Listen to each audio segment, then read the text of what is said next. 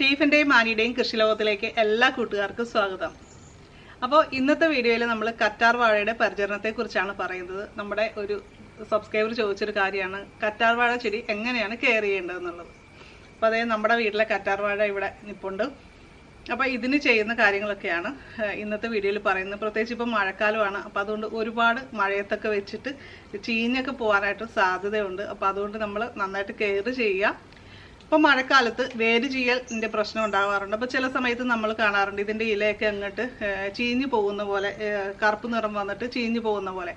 അത് മഴക്കാലത്ത് നമ്മൾ ഡയറക്റ്റായിട്ട് നമ്മൾ വെള്ളം വീഴുന്ന അടുത്ത് കൊണ്ടുവന്ന് വെക്കുകയും കൂടുതലായിട്ട് വെള്ളം വീഴുന്ന ഭാഗത്ത് വെക്കുകയും അതുപോലെ തന്നെ അത് നമ്മുടെ ചട്ടിയിൽ നിന്ന് താഴേക്ക് പോകാൻ പറ്റാതെ മണ്ണ് കട്ട പിടിച്ചിരിക്കുന്ന അവസ്ഥയിൽ എന്നിട്ട് വെള്ളം മുകളിൽ നിന്ന് ചെയ്യാനായിട്ട് സാധ്യത കൂടുതലുണ്ട്. അപ്പോൾ അതുകൊണ്ട് അക്കാര്യമൊക്കെ വളരെ ശ്രദ്ധിക്കണം. ഏറ്റവും പ്രധാനമായിട്ട് അത് തന്നെയാണ് ഞാൻ ഈ വീഡിയോയിൽ പറയാൻ ഉദ്ദേശിക്കുന്നത്. നമ്മുടെ ചട്ടിയിലെ മണ്ണ് നന്നായിട്ട് ഇളക്കമുള്ളതായിരിക്കാനായിട്ട് ഒന്ന് ശ്രദ്ധിക്കുക. നമുക്ക് മണ്ണൊന്ന് ചുറ്റും ഒന്ന് ഇളക്കി കൊടുക്കുന്നത് ഈ ഒരു സമയത്ത് നല്ലതാണ്. എന്ന് വെച്ച് വേറൊന്നും പൊട്ടത്തക്ക വിധത്തിൽ വേണ്ട കേട്ടോ. സൈഡിൽ ആ മോൾ മണ്ണ് മാത്രം ഒന്ന് ഇളക്കി കൊടുത്താൽ മതി.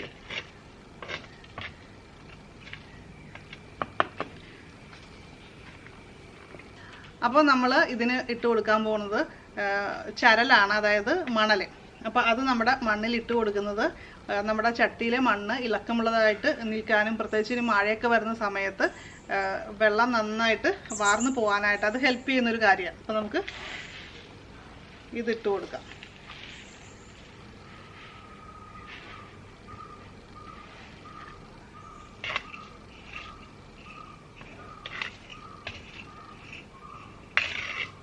അപ്പോൾ ഇങ്ങനെ നമ്മൾ ശ്രദ്ധിക്കുകയാണെങ്കിൽ ഇതൊരു 3 മാസം അല്ലെങ്കിൽ 6 മാസമൊക്കെ കൂടുമ്പോൾ ഒന്ന് ശ്രദ്ധിച്ചിട്ട് നമ്മുടെ ചെടിക്ക് അങ്ങനത്തെ പ്രശ്നം കാണുന്നുണ്ടെങ്കിൽ തീർച്ചയായിട്ടും നമ്മളൊന്ന് ചെയ്തു കൊടുക്കുക. ഇതിപ്പോൾ ഒരു മഴക്കാലത്തിന് മുമ്പുള്ള ഒരു കെയർ എന്ന രീതിയിൽ ഞാനത് ചെയ്തു കൊടുക്കുകയാണ്.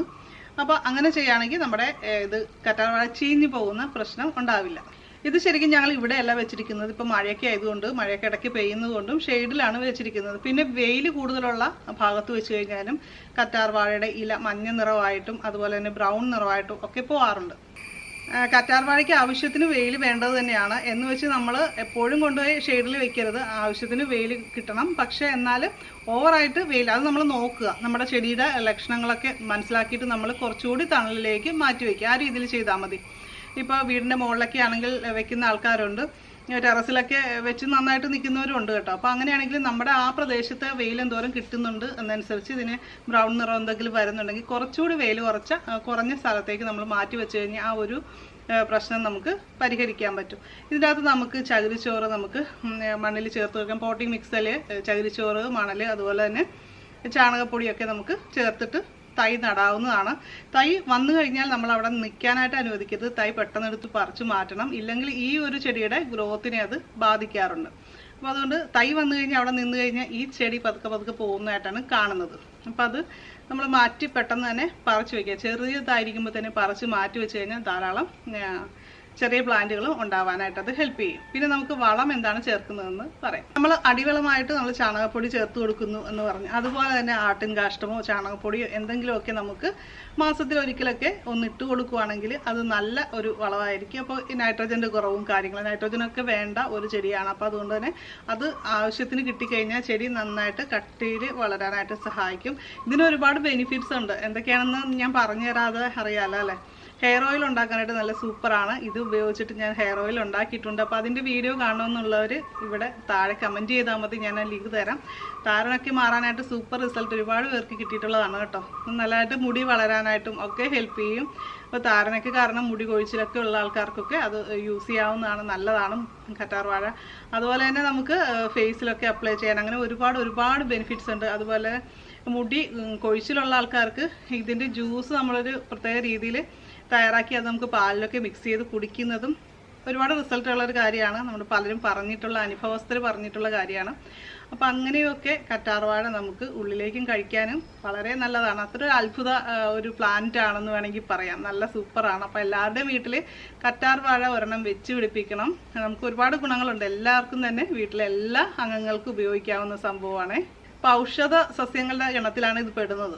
അപ്പോൾ തീർച്ചയായിട്ടും നമ്മുടെ വീട്ടിൽ ഹെർബൽ പ്ലാന്റ്സിൻ്റെ ഒരു ചെറിയൊരു കളക്ഷനൊക്കെ ഉണ്ടായിരിക്കുന്നത് നല്ലതാണ്. അപ്പോൾ ഞങ്ങൾ എറണാകുളത്ത് താമസിക്കുമ്പോഴാണെങ്കിലും ഉണ്ടായിരുന്നു കറ്റാർവാഴ. കാര്യം അതിൻ്റെ ഞാനൊരു വീഡിയോ കുറേ നാളിന് മുമ്പ് ഇട്ടിട്ടുണ്ട്, നമ്മുടെ ടിപ്സ് ഫോർ ഹാപ്പി ലൈഫ് ചാനലിലാണ് ഇട്ടത്. അതും നന്നായിട്ട് വലുതായിട്ട് വന്നിരുന്നു. ഇപ്പോൾ കറ്റാർവാഴ പ്ലാന്റ് എവിടെ കിട്ടുമെന്നൊക്കെ പറഞ്ഞ് കുറേ ആൾക്കാർക്കൊരു ഡൗട്ടുണ്ട്. ഇത് മിക്കവാറും ഇപ്പോൾ എല്ലാ പ്ലാന്റ് നഴ്സറികളിലും ഇത് കിട്ടുന്നുണ്ട്. പിന്നെ അതുപോലെ തന്നെ ഞാൻ ഇതിനു മുമ്പ് ഒരെണ്ണം വാങ്ങിച്ചതെന്ന് പറഞ്ഞാൽ ഇത് വാങ്ങിച്ചതാണോ എന്ന് ഓർക്കുന്നില്ല കേട്ടോ. ഇതിനു മുമ്പ് എറണാകുളത്തുണ്ടായിരുന്ന പ്ലാന്റ് വാങ്ങിച്ചത് ഞങ്ങളിപ്പോൾ അങ്കമാലി ടൗണിൽ ഇങ്ങനെ ഇത് പ്ലാന്റ് വിൽക്കാനായിട്ട് വെക്കും. അത് നമുക്ക് ഹെയർ ഓയിലൊക്കെ ഉണ്ടാക്കാനായിട്ടൊക്കെ വെക്കും. നല്ല പ്ലാന്റുകൾ കിട്ടും. അപ്പോൾ അങ്ങനെ നമ്മൾ വാങ്ങിച്ചതായിരുന്നു. നല്ല സൂപ്പറായിട്ട് അതുകൊണ്ടൊന്ന് വെച്ചിട്ട് നമുക്ക് വളർന്ന് കിട്ടുകയും ചെയ്തായിരുന്നു കേട്ടോ. അപ്പോൾ പൊട്ടാസ്യമാണ് ഈ ഒരു പ്ലാന്റിന് ഏറ്റവും നല്ല വളം. പൊട്ടാസ്യം റിച്ച് ആയിട്ടുള്ള നമ്മുടെ വീട്ടിൽ തന്നെ ഉള്ള സംഭവമാണ് വാഴപ്പഴം. നമുക്കും നല്ലതാണ്, ചെടിക്കും നല്ലതാണ്. അപ്പോൾ ഇത് നമുക്ക് എങ്ങനെയൊക്കെ യൂസ് ചെയ്യാമെന്ന് പറയാം. ഇത് നമുക്ക് വേണമെങ്കിൽ ഇതിൻ്റെ തൊലി മാത്രമായിട്ട് അരിഞ്ഞിടാം. ചെറുതായിട്ട് കട്ട് ചെയ്തതിന് ശേഷം ഇതിൻ്റെ തടത്തിൽ മാസത്തിൽ ഒരിക്കലെങ്കിലും ഇട്ട് കൊടുക്കുന്നത് വലിയ ആരോഗ്യമുള്ള നല്ല വലിപ്പമുള്ള പോള ഉണ്ടാകാനായിട്ട്, അതിൻ്റെ ഇലകൾ ഉണ്ടാകാനായിട്ട് സഹായിക്കുന്ന ഒരു കാര്യമാണ്. അങ്ങനെ നമുക്ക് ചെയ്യാം. അല്ലെങ്കിൽ ഇത് നമുക്ക് മിക്സിയിൽ അരച്ചതിന് ശേഷം ഇപ്പോൾ ചീഞ്ഞ പഴമൊക്കെ ഉണ്ടെങ്കിൽ അതും കൂടി ആഡ് ചെയ്തിട്ട് നമുക്ക് മിക്സിയിൽ അരച്ച് നമുക്ക് അതിൻ്റെ ആ ഒരു കുറച്ചുകൂടി വെള്ളം ചേർത്ത് നേർപ്പിച്ച് ഇതിൻ്റെ ചുവട്ടിൽ ഒഴിച്ചു കൊടുക്കുക. വേറെ പ്ലാന്റ് ഉണ്ടെങ്കിൽ അതിൻ്റെ ചുവട്ടിലൊക്കെ ഒഴിച്ചു കൊടുക്കുക. എല്ലാ പ്ലാന്റിനും നല്ലതാണ് കേട്ടോ ഇത്. അങ്ങനെ ചെയ്യാം. അല്ലെങ്കിൽ പിന്നെ നമുക്ക് ഒരുപാട് പഴമൊക്കെ ഉള്ള സമയത്ത്, നമ്മുടെ വാഴക്കൊലയൊക്കെ പഴുത്തിരിക്കുന്ന സമയത്ത് ഞങ്ങൾ ചെയ്യുന്നത് അങ്ങനെയാണ്. അതിൻ്റെ വാഴക്കൊലയുടെ നമ്മൾ പഴത്തൊലിയെല്ലാം വെയിലത്ത് വെച്ച് ഉണക്കിയെടുത്തതിന് ശേഷം അത് നമ്മൾ ഇതിൻ്റെ പൊടിച്ചതിന് ശേഷം ഇതിൻ്റെ ചുവട്ടിൽ ഇട്ട് കൊടുക്കും. അത് പ്ലാന്റുകൾക്ക് വളരെ നല്ല ഒരു പൊട്ടാസ്യം റിച്ച് ആയിട്ടുള്ള വളമാണ്. നമുക്ക് ചിലവ് കുറഞ്ഞ രീതിയിൽ നമ്മുടെ വീട്ടിൽ തയ്യാറാക്കാവുന്നതാണ്. അപ്പോൾ ചെടി നന്നായിട്ട്, ഇപ്പോൾ ഇത് വളരുന്നില്ല എന്നൊക്കെ ഉള്ള പ്രശ്നങ്ങളുള്ളവർ അങ്ങനെ ഒന്ന് ചെയ്ത് നമുക്ക് നല്ല റിസൾട്ട് തീർച്ചയായിട്ടും കിട്ടും.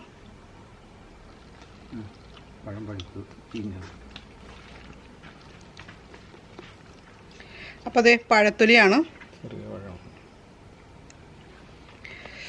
അപ്പം ഞാൻ ഈ പഴത്തൊലി കൂടി കട്ട് ചെയ്തെടുക്കാനാണ് പോണത്. Potassium, phosphorus, calcium, magnesium, sodium, manganese, sulphur എന്നിവ നമ്മുടെ ഈ വാഴപ്പഴത്തിൻ്റെ തൊലിയിൽ അടങ്ങിയിട്ടുണ്ട്. നമ്മുടെ ചെടി നന്നായിട്ട് ഉഷാറായിട്ട് വളരാനായിട്ടും അതുപോലെ തന്നെ രോഗപ്രതിരോധ ശേഷി നമ്മുടെ ചെടിക്ക് ലഭിക്കാനും. അപ്പോൾ അത് നമുക്ക് ഇതിൻ്റെ ചുവട്ടിലൊക്കെ ഇട്ട് കൊടുക്കാം. കീടങ്ങളൊക്കെ കുറഞ്ഞ് കിട്ടാനും കീടങ്ങളുടെ ശല്യത്തെ പ്രതിരോധിക്കാനുള്ള കഴിവൊക്കെ ഈ ഒരു പഴത്തൊലി വളം ഉപയോഗിക്കുന്ന ചെടികൾക്കുണ്ടാകും.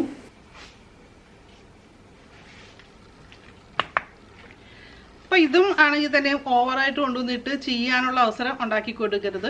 അതുപോലെ തന്നെ വെള്ളം കൂടുതലായിട്ട് നിന്നും, അതുപോലെ ഓവറായിട്ട് വെള്ളം വേണ്ടാത്തൊരു ചെടിയാണ് കേട്ടോ. മിതമായിട്ട് മാത്രമേ ഇതിന് വെള്ളം ഒഴിച്ചു കൊടുക്കാൻ പാടുള്ളൂ.